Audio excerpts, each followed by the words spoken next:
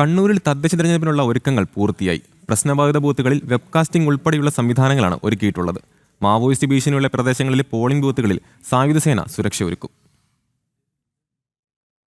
71 ഗ്രാമപഞ്ചായത്തുകളിലായി 1271 വാർഡുകൾ, 11 ബ്ലോക്ക് പഞ്ചായത്തുകളിലായി 162 വാർഡുകൾ, ജില്ലാ പഞ്ചായത്തിൽ 25 ഡിവിഷനുകൾ, 8 നഗരസഭകളിലായി 298 വാർഡുകൾ, കണ്ണൂർ കോർപ്പറേഷനിലെ 56 ഡിവിഷനുകൾ എന്നിവിടങ്ങളിലാണ് നാളെ പോളിംഗ് ബൂത്തിലെത്തുക. ആകെ വാർഡുകൾ 1812.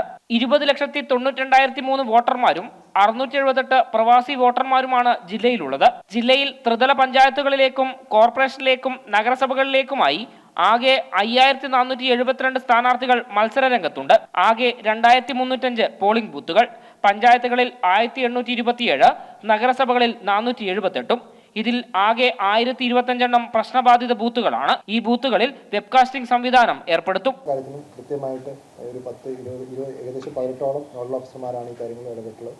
അതേപോലെ തന്നെ ഓരോ ബ്ലോക്കിൻ്റെ ആർഒമാരും ഓരോ നഗരസഭയുടെ ആർഒമാരും കോർപ്പറേഷൻ്റെ ആർഒമാരും ഇവരാണ് കാര്യങ്ങൾ ഫീൽഡിൽ കൃത്യമായിട്ട് ഡിസ്ട്രിബ്യൂഷൻ, അതേപോലെ തന്നെ അതിൻ്റെ പോളിംഗ് ഡേയിലുള്ള മാനേജ്മെൻറ്റ്, മെഷീൻസ് തിരിച്ചു കൊണ്ടുവരിക, കൗണ്ടിങ്ങിനുള്ള ഒരുക്കങ്ങൾ ഒരുക്കുക, ഇതെല്ലാം ചെയ്യുന്ന അവരാണ്. അവർ വളരെ കൃത്യമായിട്ട് ഇതുവരെ കാര്യങ്ങൾ മുന്നോട്ട് കൊണ്ടുവരുന്നത്. ജില്ലയിലെ 50 പോളിംഗ് ബൂത്തുകൾക്കാണ് മാവോയിസ്റ്റ് ഭീഷണിയുള്ളത്.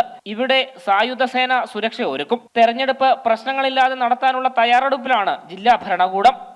ജനം, കണ്ണൂർ.